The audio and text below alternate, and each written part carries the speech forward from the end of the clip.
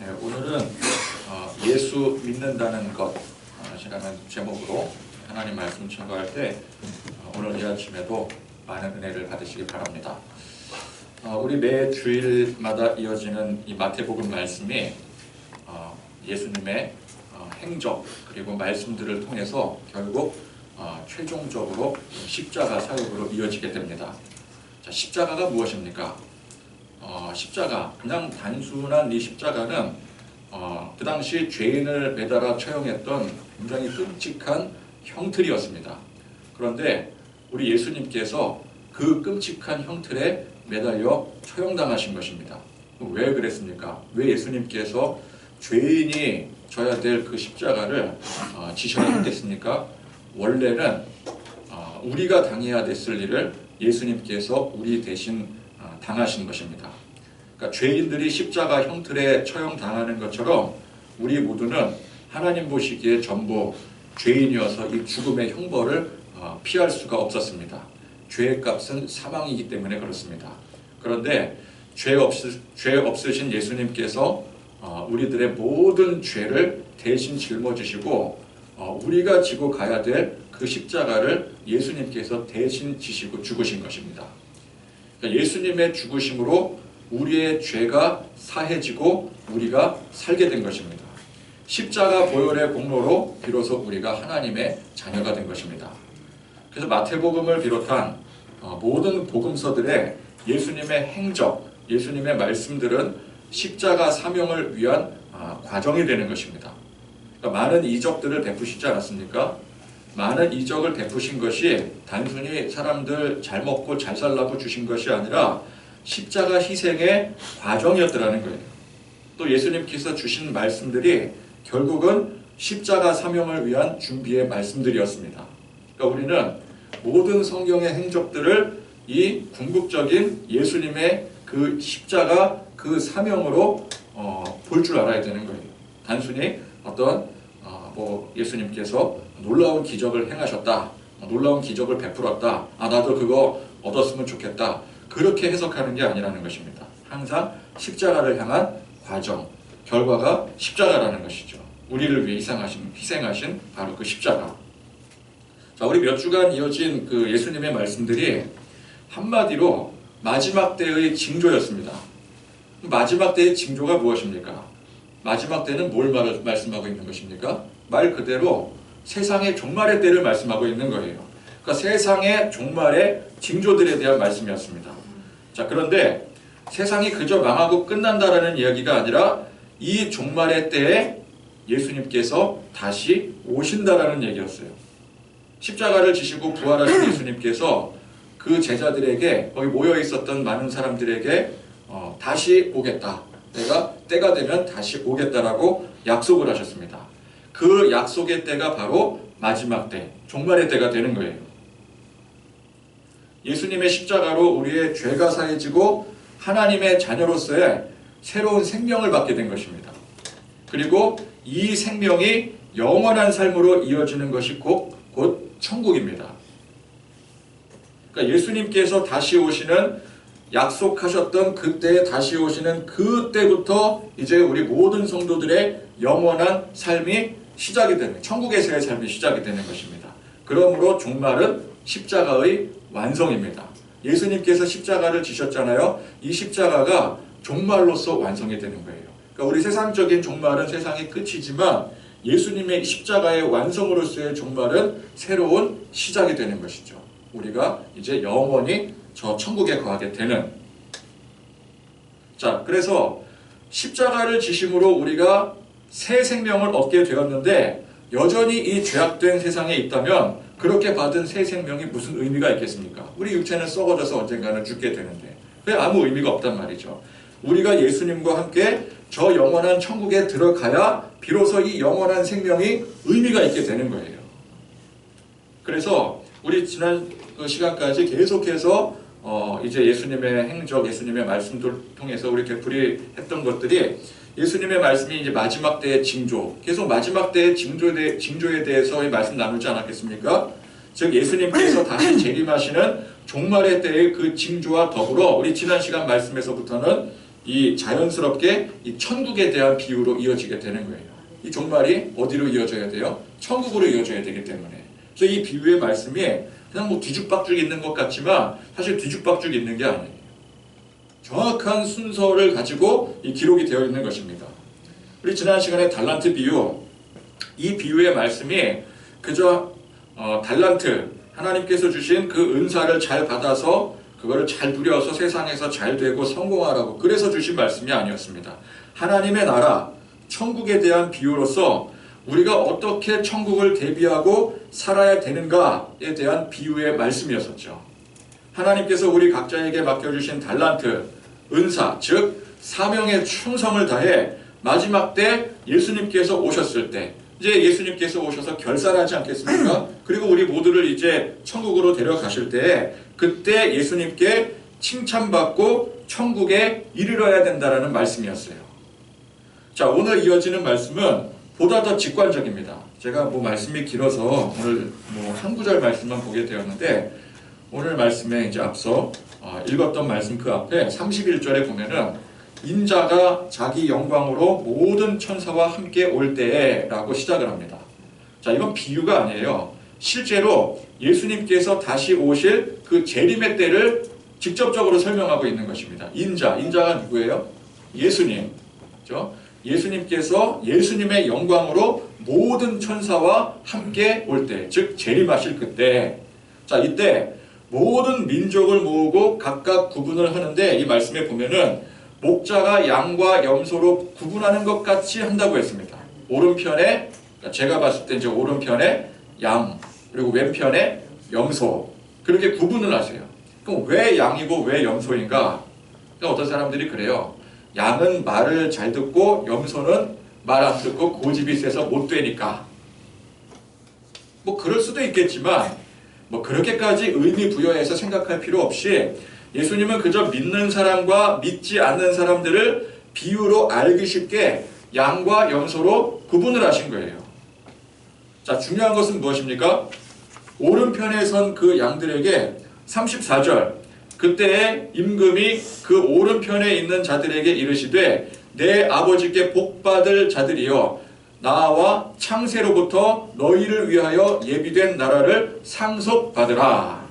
자, 창세로부터 예비된 나라, 즉 하나님의 나라, 그 나라가 곧 우리가 들어갈 천국이라는 거예요. 자, 그러면 이 말씀에 의거했을 때 구체적으로 어떻게 행하는 사람이 양이고 또 염소이며 그 예비된 하나님의 나라를 상속받게 될 것인가? 35절부터 말씀하시기를 내가 줄일 때, 내가 누구예요? 여기서 말하는 나는 예수님, 인자 예수님을 말씀하시는 거예요. 내가 줄일 때에 너희가 먹을 것을 주었고 목마를 때에 마시게 하였고 나그네 되었을 때에 영접하였고 헐벗었을 때에 옷을 입혔고 병들었을 때에 돌보았고 옥에 갇혔을 때에 와서 보았느니라. 자, 그런 사람들이 하나님의 나라를 상속받을 의인들이라는 거예요. 어느 쪽에선? 오른편이요? 왼편이요? 오른편. 오른편에선 그 양떼들과 같은 사람들, 구분된 사람들. 그랬더니 이제 그 오른편에 선 그 의인들이 주여 우리가 어느 때에 주께서 줄이신 것을 보고 음식을 대접하였으며 목마른 것을 보고 마시게 하였나이까? 어느 때에 나그네 되신 것을 보고 영접하였으며 헐벗으신 것을 보고 옷 입혔나이까? 어느 때에 병드신 것이나 옥에 갇힌 것을 보고 가서 배웠나이까 하리니. 그랬더니 대답하여 이르시되 내가 진실로 너희에게 이르노니 너희가 여기 내 형제 중에 지극히 작은 자 하나에게 한 것이 곧 내게 한 것이니라. 자, 이 의인들이 나중에 이제 선별될 그 의인들이 정말 예수님께서 줄이고 목마르실 때, 나그네 되시고 헐벗고 병들었을 때 돌본 적이 없었어요. 아니, 예수님께서 이제 십자가를 지시고 부활하신 후에 곧 하늘로 승천하게 되시는데 어떻게 그런 예수님을 돌볼 수가 있겠습니까? 아니, 하늘에 계신 예수님을 우리가 무슨 수로 돌봐요? 그런데 예수님의 말씀은 너희가 그렇게 약하고 불쌍한 사람들을 긍휼히 여겨서 도운 그 일들이 곧 누구에게 행한 일이라는 거예요? 바로 예수님께 행한 일이라고 말씀하고 계시는 거예요. 예수님께 직접 그렇게 한 적은 없지만 뭐 우리가 이제 어떤 병든 자라든지 불쌍한 사람을 도울 때 그 사람을 예수님이라고 생각하고 도운 적도 없지만 예수님은 그걸 그렇게 여겨주신다는 거예요. 자, 그런데 여기서 이제 우리가 오해를 하면 안 되는 것이 그러면 예수님의 오늘 이 말씀대로 우리가 이제 약한 사람 돕고 뭐 불쌍한 사람들을 잘 거두어야 그래야 천국에 갈 수 있겠구나. 그래서 선을 행하는 그 행위가 천국에 들어가는 기준이 된다라고 생각하면 안 되는 거예요. 자, 우리가 이 성경 말씀을 볼 때 단편적으로 보면 안 됩니다. 이제 우리 성경 말씀 보다 보면은 마음에 드는 구절이 있을 수가 있잖아요. 나는 요 구절이 마음에 들어서 밑줄 쫙 긋고 막 그거 막 암송하고 나는 이 말씀이 내 그 생전에 어떤 뭐 좌우명이 된다 그러면서 이제 그 말씀에 막 집중하고 그렇게 되는데 어떤 분이 그러시더라고요. 성경 읽을 때 절대 밑줄 치지 말아라. 그러니까 밑줄을 치게 되면 그것만 강조하게 되니까 밑줄 치지 않은 다른 거를 간과하고 넘어가는 수가 생긴다는 거죠. 그래서 우리가 어느 한 구절이 마음에 든다고 해서 그 말씀에만 몰입을 하면 안 된다는 거예요. 어떤 부분을 해석할 때, 이거 성경뿐만 아니라 그 어떤 것이든 마찬가지입니다. 부분을 해석할 때 전체를 바탕으로 그 부분을 해석을 해야 되는데 딱 그 보여지는 그 한 부분만 해석하게 되면 그 부분 이상의 원래는 그게 전체의 한 부분이잖아요. 그 전체가 주는 그 중요한 의미를 다 놓쳐버리게 되는 거예요. 장님이 코끼리 만지는 격이라 그러죠. 코끼리를 만지는데 이게 뭔지를 몰라. 그냥 만지는 그 느낌대로 말할 뿐이에요. 왜? 전체를 보지 못하니까. 세상에서 제일 무서운 사람이 어떤 사람이라 그래요? 책 한 권 읽은 사람. 왜? 책 한 권 읽은 사람은 자기 지식의 모든 것이 다 이 책 한 권 안에 들어있어요. 여기에 꽉 막혀 있는 거예요. 다른 건 보지도 못하고 생각하지도 못하는 거예요. 어떤 유명한 유튜버가 지금 이제 축구 시즌이니까 축구 시합을 이제 딱 이제 입중계를 합니다. 축구 시합 이제 시작하기 전에 어떤 이렇게 명언들이 이렇게 수록되어 있는 뭐 책이 있나 봐요. 이제 넘기면 한 구절씩 그 명언들이 수록되어 있는 거를 그걸 이제 무작위로 펼치는 거예요. 이제 시청자들 앞에 이제 마이크 그 카메라 앞에 두고 책을 딱 이제 무작위로 딱 펼칩니다. 책님 오늘은 무슨 말씀을 주실까요? 그러면서 책을 딱 펼쳐요. 펼쳤더니 뭐 실패와 좌절을 묵묵히 받아들이라. 아니 오늘 경기 우리 진다는 뜻인가요? 시작부터 불안합니다. 이러면서 이제 시작을 하는 거예요. 어떤 도둑질을 하려고 하는 범죄자가 그래도 뭐 양심에 어떤 찔림이 있었는지 성경 한 구절 보고 내가 결정하겠다. 성경을 딱 펼쳤더니 무작위로 펼쳤더니 요한복음 13장 27절 내가 하는 일을 속히 하라. 이건 예수님께서 가룟 유다에게 하셨던 말씀이었거든요. 근데 그거를 이게 계시구나. 그래서 그 도둑이 이게 예수님의 계시인 줄 알고 당당히 도둑질을 했더래요. 그러니까 여러분 이게 무슨 의미겠습니까? 말씀의 한 부분만을 보고 해석하는 것은 굉장히 위험한 일이라는 거예요. 성경 전체를 보고 그 안에서 한 구절 한 구절을 해석을 해야 되는 거예요. 사람들이 항상 이제 그 교회를 공격하는 주요 수법이 뭐예요? 어디 그냥 희한한 말씀 한 구절 딱 집어내가지고 말씀에 이렇게 나와 있지 않느냐? 이래 버리니까 전후 맥락을 모르는 상태에서는 그게 그런가 보다 그러면서 가게 되는 거예요. 전체를 볼 줄 알아야 돼요. 전체 안에서 부분을 해석을 할 줄 알아야 돼요. 자, 그래서 우리가 이 말씀을 해석하기 전에 반드시 무엇을 해석해야 돼요? 성경 전체에, 그러니까 오늘 이제 천국 가는 그 방법에 대한 것이니까 성경 전체에서 천국 가는 방법을 어떻게 우리에게 강조하고 설명하고 있느냐, 그것부터 봐야 되는 거죠. 그럼 성경 전체에서 강조하고 있는 의인의 길, 천국 가는 방법, 우리가 어떻게 하면 하나님의 자녀가 될 수 있는가, 뭐 똑같은 말이죠. 그 방법이 무엇인가 라고 했을 때 성경 전체가 공통적으로 우리에게 알려주는 중요한 진리가 무엇입니까? 천국 가는 길은, 우리가 의인이 되는 길은, 우리가 구원받아 하나님의 자녀가 되는 길은 오직 한 길, 예수 그리스도의 십자가 외에는 없다라는 것이죠. 오직 예수 그리스도의 십자가를 통해서만이 우리가 천국에 갈 수 있고 하나님의 자녀가 된 것이고 의의 백성이 되는 거예요. 이거는 성경 전체가 강조하고 있는 거예요. 자, 복음서가 결국은 무엇을 강조하고 있다고요? 무엇을 향해 나가고 있다고요? 예수님의 십자가. 우리가 예수님의 십자가가 아니고서는 그 어떤 방법으로도 천국에 갈 수 없으며 우리의 죄를 해결할 수가 없는 것입니다. 자, 이 중요한 사실을 전제로 해서 오늘 이 말씀을 해석을 해야 돼요. 그게 아니고 단순히 오늘 이 말씀만 뚝 잘라서 해석을 하게 되면은 그럼 어떻게 해석이 돼요? 야, 그러면 천국 가는 길이 결국은 세상에서 선행을 열심히 해야 천국에 가는 거 아니냐?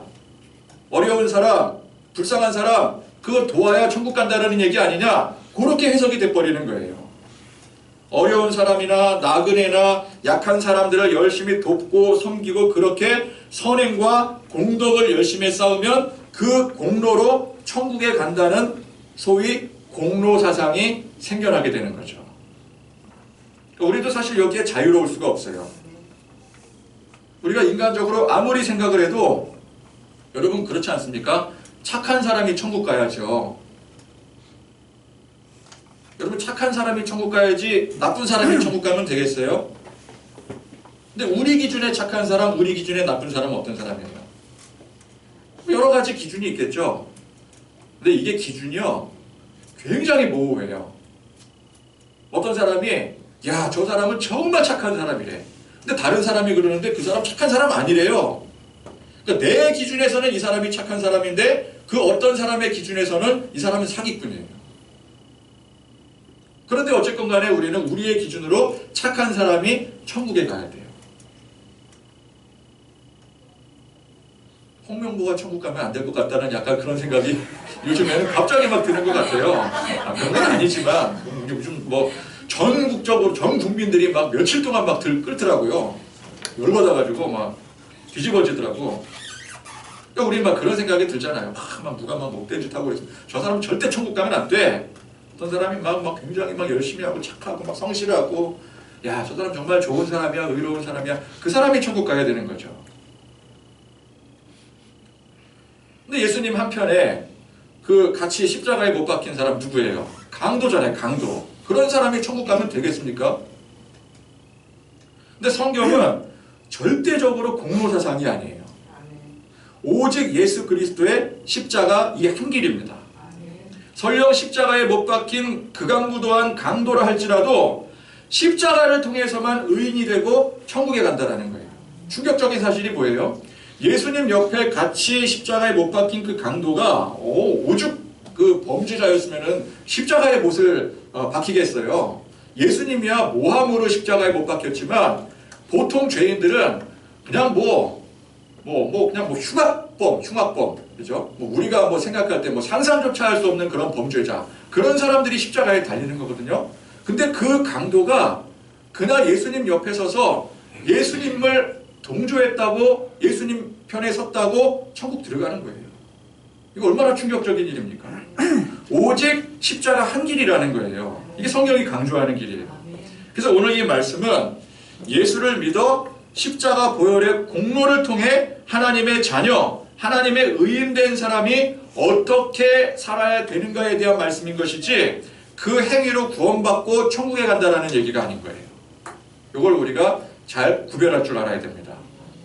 자, 행위를 강조하다 보면은 행위가 뚜렷이 드러나게 되고 믿음을 강조하면 믿음의 행위가 뚜렷이 드러나게 됩니다. 이 극단적인 현상이 벌어지게 되는 거예요. 그러니까 행위를 강조하던 사람들이 이제 어떤 율법의 행위를 강조하게 되잖아요. 행위도 그냥 밑도 끝도 없는 행위가 안 되고 성경 말씀의 행위들을 강조하다 보니까 이 성경 말씀의 이 율법의 조항들을 613가지로 쪼개서 그거 하나하나 이 말씀 하나하나 지키는 데 혈안이 되고 행위로 지키는 데 혈안이 되고 그것이 세월을 거듭해 면죄부까지 팔아서 행위 공적을 쌓게 만들어 버렸습니다. 그런데 정작 그 안에 누가 없어요? 예수님이 안 계신 거예요. 내 죄에 대한 인식이 없어요. 왜? 나는 이렇게 열심히 행하니까 난 죄인이 아니라는 거죠. 죄에 대한 인식이 없으면 어떻게 돼요? 십자가를 받아들일 수가 없어요. 십자가가 뭐예요? 십자가는 내가 죄인임을 시인했을 때 그 십자가가 비로소 내게 의미가 있게 되는 거예요. 내가 져야 될 십자가를 예수님께서 지셨잖아요. 근데 내가 죄인이 아닌데 십자가를 내가 왜 져야 돼요? 그러면 십자가가 나한테는 아무 의미가 없게 되는 거예요.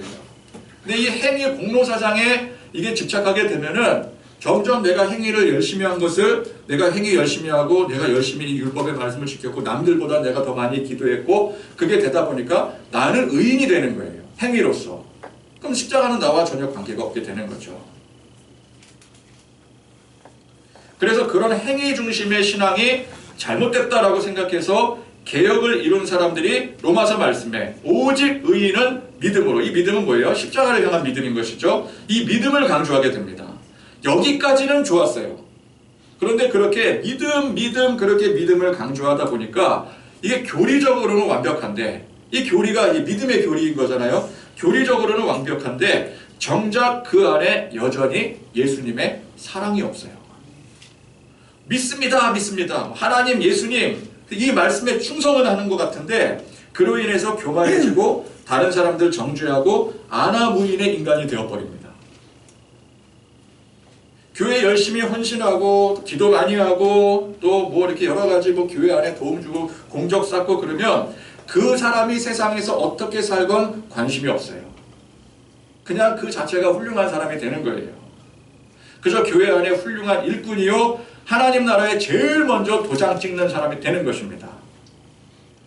그러니까 도덕적으로 해이해진 수준을 넘어서 거짓과 탐욕에 물들어 뭐 돈 문제, 이성 문제, 뭐 권력 문제 심심치 않게 일으켜도 그러나 그런 사람이 교회 안에서 기도 많이 하고 헌신하고 말씀도 잘 전하고 부흥시키면 무조건 옳은 일이 돼버리는 거예요. 그 사람 믿음 좋은 사람이다 그렇게 되는 거예요. 아 나는 내가 예수 믿는다 그러면은 야 저 사람 믿음이 있으니까 되는 거 아니냐. 근데 행위로는 전혀 그런 모습이 아닌 거죠. 근데 믿음이 중요한 거니까 오직 의인은 믿음으로 되는 거니까 그렇게 돼버리는 거예요. 그러니까 여러분 오늘 말씀에 줄이고 헐벗고 병든 사람, 나그네 같은 사람들을 돕고 그런 사람들에게 선행을 행한다는 이게 무슨 의미겠습니까? 그렇게 행하는 그 행위를 말씀하는 게 아니라 그렇게 행하는 그 사람 마음 가운데 예수님의 사랑이 깃들어 있다는 거예요. 사랑하는 마음으로 그렇게 했더니 그걸 예수님께서 나에게 행한 행위로 받아주시는 거예요. 그걸 의라고 여겨주시는 거예요. 예수님께서 죄인된 우리를 위해 십자가를 지신 것이 복음입니다. 이 복음의 핵심이 무엇입니까? 복음의 핵심이 뭐예요? 한마디로 예수님의 사랑이잖아요. 그죠? 십자가는 예수님의 사랑이에요. 예수님께서 우리를 사랑하셨기 때문에 십자가를 지신 거예요. 왜 십자가에 못 박힐 정도로 악당인 그 강도까지도 용서하시고 천국에 데려가십니까? 그 한 영혼을 진심으로 사랑하셨기 때문이에요. 우리가 예수 믿고 예수님을 내 주인으로 영접했다라고 하는 것은 그 예수님의 나에 대한 사랑을 깨닫고 확인했다는 뜻이에요. 예수님이 나를 사랑하시는구나. 예수님이 나를 긍휼히 여기시는구나. 그게 예수 믿는 거예요. 그러니까 우리가 그렇게 생각해야 돼요. 내가 원래 십자가 그 한편의 강도처럼 죽었어야 될 죄인인데 물론 세상적인 기준으로는 우리 뭐 나름대로 착하고 성실하게 살아서 야 내가 그 정도까지 죄인은 아니지. 그렇게 세상적인 기준으로 누구나 그렇게 생각할 수 있겠지만 영적인 기준으로 놓고 볼 때는 하나님 앞에 우리는 모두가 죽어야 될 죄인이라는 거예요. 근데 이런 나를 긍휼히 여기시고 기꺼이 나를 위해 희생하신 그 예수님의 사랑을 깨닫고 받아 누리는 것이 그것이 예수 믿는 거예요. 예수 믿는다는 건 그냥 뭐 교회 열심히 하고 뭐 그게 예수 믿는 게 아니에요. 예수님의 사랑을 먼저 깨달아 알아야 돼요. 예수님이 나를 얼마나 사랑하시는지, 예수님의 그 십자가 희생이 얼마나 고귀한 희생인지 그걸 아는 게 예수를 믿는 거예요. 그냥 아는 데서 끝나는 게 아닌 거죠. 그러니까 우리가 뭐 안다고 하면은 예수님 모르는 사람이 어디 있겠어요. 교회 안 다니는 사람들도 예수는 다 알아요. 그죠? 요즘 세상에 예수 모르는 사람이 어디 있겠습니까? 그 나사렛 예수 다 알지. 아는 게 믿는 게 아니에요. 받아들이는 게 믿는 거예요. 그죠? 오늘 말씀에 줄이고 헐벗고 병든 나그네가 결국은 누구라는 뜻입니까? 예수님이지만 그게 결국 우리예요. 나 자신이에요. 내가 그런 헐벗고 굶주린 자들이에요.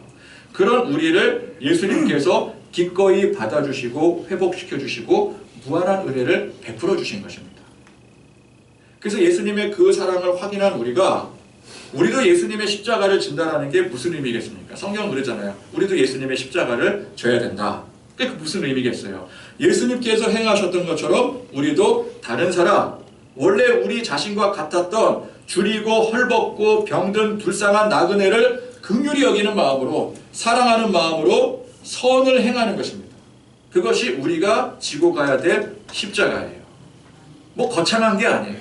교회에서 그냥 열심히 나와가지고 기도 용사가 되고 나가 전도왕 되고 하고 건물 짓고 이게 아니에요. 이게 십자가를 지는 게 아니에요. 사랑하는 마음. 예수님께서 우리를 사랑하셨잖아요. 그 마음을 확인한 우리가 예수님의 사랑을 아니까. 여러분, 사랑받은 사람 어때요? 사랑받았으니까 행복하는 걸로 끝나는 게 아니라 나도 사랑하게 되죠. 자연스럽게 사랑을 흘러넘치게 되어 있어요. 사랑이라는 감정이 그렇잖아요. 내가 사랑에 메말라 있으면은요, 남을 사랑할 수가 없어요. 근데 내 안에 사랑이 넘치잖아요. 저절로 이 사랑이 흘러넘치게 돼요. 다른 사람들이 다 좋아 보이고, 다 너무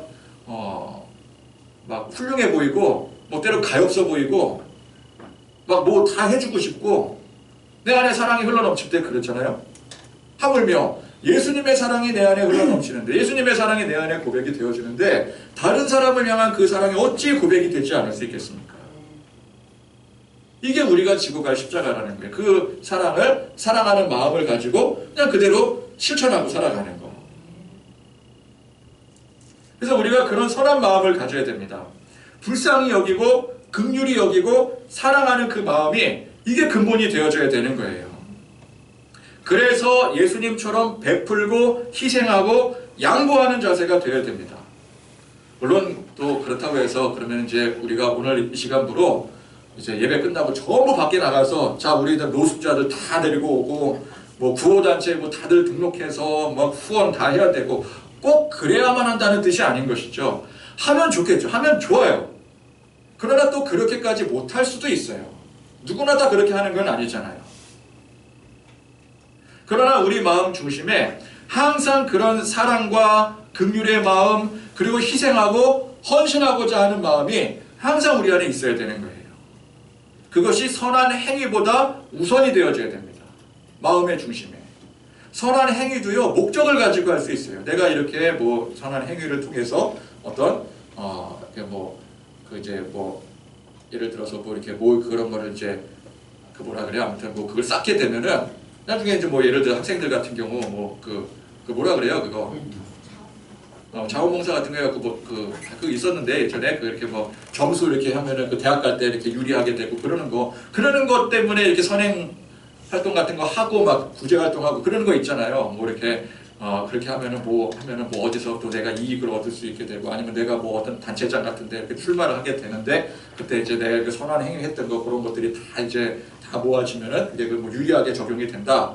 그래서 하는 것이 아니라, 그 행위가 중요한 게 아니라, 우리는 항상 우리 마음 중심에 그냥 선한 마음이 있어야 된다는 것이죠. 마음의 중심이 그래야 된다는 거예요.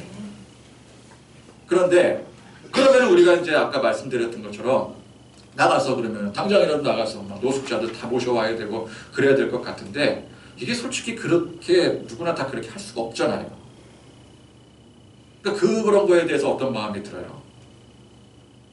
미안한 마음이 들고, 내가 그렇게 제대로 하지 못함에 대해서 부끄러워할 줄 알고, 당연한 게 아니라 저 사람들은 저 사람이고 나는 나지. 저 사람들은 지들이 게을리고 살고 그래서 저렇게 되고 나보고 어떻게 하라. 그게 아니라 저런 사람들도 도와야 되는데, 저런 사람들까지도 우리가 그냥 알지 못하는 사람들까지 긍휼히 여기고, 우리가 이제 선교사님들 후원하고 하지만 선교사님 후원 더 잘해야 되는데, 다른 선교사님들까지도 후원해야 되는데, 내가 선교를 나가야 되는데, 근데 그렇게 하지 못하는 것에 대한 그런 부끄러움, 그죠? 그리고 그런 세상을 향해서 우리가 기본적으로 미안해할 줄 알아야 되는 거예요. 예수 믿는 사람들은. 쉰들러 리스트 영화 아시죠, 여러분? 오래된 영화. 이 쉰들러 리스트 영화에서 독일인 사업가 쉰들러가 당시 독일 나치의 그 유태인들을 향한 그 만행을 보고 그 마음에 긍휼히 여기는 마음이 생기는 거예요. 불쌍하다. 저건 인간이 할 짓이 아니다. 너무 불쌍하다. 저건 아니다. 그 선을 행하고자 하는 마음으로 자기 그동안 모았던 그 사업가가 이제 부자였었거든요. 자기 돈을 다 날려가면서 그 유태인들을 모아 보호를 합니다. 자기 공장에 취직을 시켜주고 합법적으로. 근데 마지막에 전쟁 끝나잖아요. 이 사람은 이제 일단 유태인들을 고용했던 고용주였기 때문에 나치 당원이었기 때문에 이제 감옥 가게 된 그런 상황이죠. 도망가게 됩니다. 근데 마지막에 도망하면서 그 유태인들을 다 모아놓고 마지막 인사할 때 그때 뭐라 그래요? 한 사람이라도 내가 더 구했어야 되는데, 한 사람이라도 더 구했어야 되는데, 반지 끼고 있는 거. 내가 이 반지 금반지인데 이거 팔았으면은 이거 한 사람 더 구할 수 있었는데, 자동차 타고 지금 가야 돼. 얘가 이 자동차만 팔았어도 5명, 10명까지도 더 구할 수 있었는데, 그래서 눈물을 흘리는 거예요. 내가 그렇게 하지 못해서 미안하다. 미안해하는 마음을 갖는 거예요. 오히려 이 신들러가 내가 행한 행위를 보는 게 아니라 내가 행한 행위를 봤으면은 야, 나 이 정도 했으면은 내가 얼마나 많은 유태인들을 구했는데 내가 지금 감옥을 왜 가야 돼? 그리고 막 너네들 나 내가 너네들 구해줬잖아. 너희들 나 이제 비호해주는 입장에 대하지. 그리고 막 당당하고 떳떳하고 그래야 되는데 뭐라 그래요? 내가 행한 그 행위를 먼저 본 게 아니라 불쌍한 한 사람 한 사람을 먼저 보는 거예요. 내가 행한 행위는 아무것도 아니었다. 난 한 사람이라도 더 구할 수 있었는데 내가 그걸 하지 못했다. 그렇게 생각하는, 그렇게 말을 하는 거예요. 내가 이만큼 살았으면 됐지. 내가 이 정도 그래도 지금까지 선을 행하고 착하게 살았으면 이 정도면 된 거 아니냐. 나 정도로 살았으면 그거 된 거야. 나 복 받고 살아야 되는 거지. 이게 아니라 나 아직도 부족하기 때문에 사람들 앞에 자기를 드러내고 내 권리를 주장하는 게 아니라 항상 미안한 마음, 항상 부족함이 앞서야 된다는 거예요. 다른 사람을 우습게 여기고 또 다른 사람과 비교를 하고 그래서 경쟁해서 이겨서라도 다른 사람들 위에 서야 되고 그런 성공을 자랑하고 있다면 그런 사람 중심에 어떻게 긍휼히 여기고 사랑하는 마음을 가질 수가 있겠습니까? 자, 오늘 말씀해 보니까 왼편의 선자들이 그런 사람들이었어요. 염소, 그죠? 염소 불쌍하게.